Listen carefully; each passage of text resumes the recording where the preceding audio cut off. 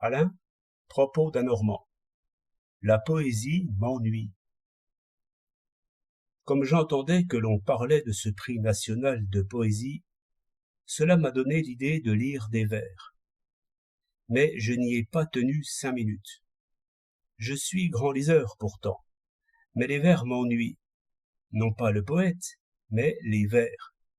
Car il n'est pas vraisemblable que tous les poètes soient naturellement ennuyeux à ce point. Il faut que leur métier y soit pour beaucoup. Donc, je n'aime pas les vers.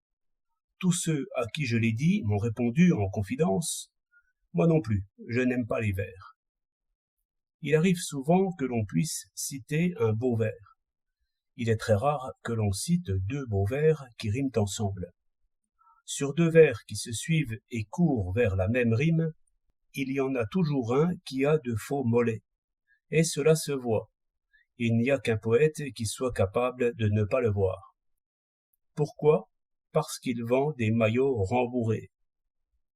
Quand le ténor marche vers la rampe, les 2 mains sur son cœur, avec une poitrine en tonneau, une tête de grenouille et des jambes moitié fil de fer, moitié coton, le régisseur, qui s'est habitué à la chose, se dit « Voilà un beau ténor ».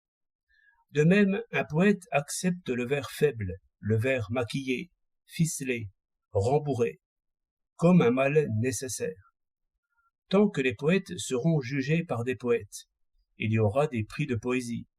Je reconnais que le public supporte les vers à la scène ou lorsqu'ils sont bien lus dans une assemblée, parce que le diseur distribue la lumière comme il faut, et surtout parce que la contagion des sentiments rend le spectateur bien plus docile que le lecteur.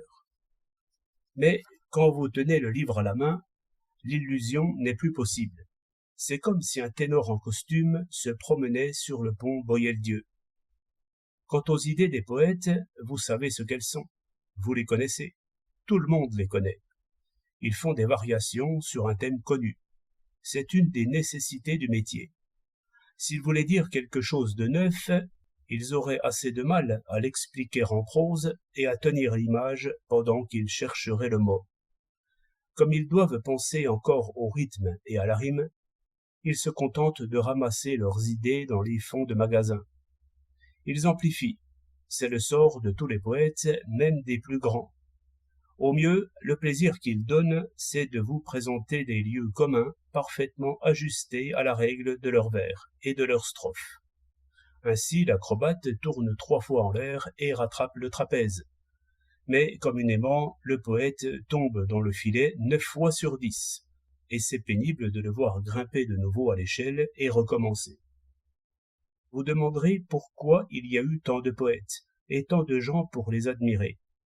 C'est là une question d'histoire. La poésie est un art de salon. Stendhal a dit à peu près ceci : « Dans les salons, celui qui invente en parlant effraie tout le monde. » C'est vrai. Il ne faut dire alors que ce que tout le monde attend. Tout le travail est à compliquer ingénieusement la forme. Et l'imprévu doit être seulement dans les mots. Non pas même dans les images, mais dans les sons. Tout l'art du versificateur tient dans cette formule. Faire attendre la rime sans la laisser deviner. Cela vaut mieux que de parler de cordes, car il y a des pendus partout. 6 juillet 1908.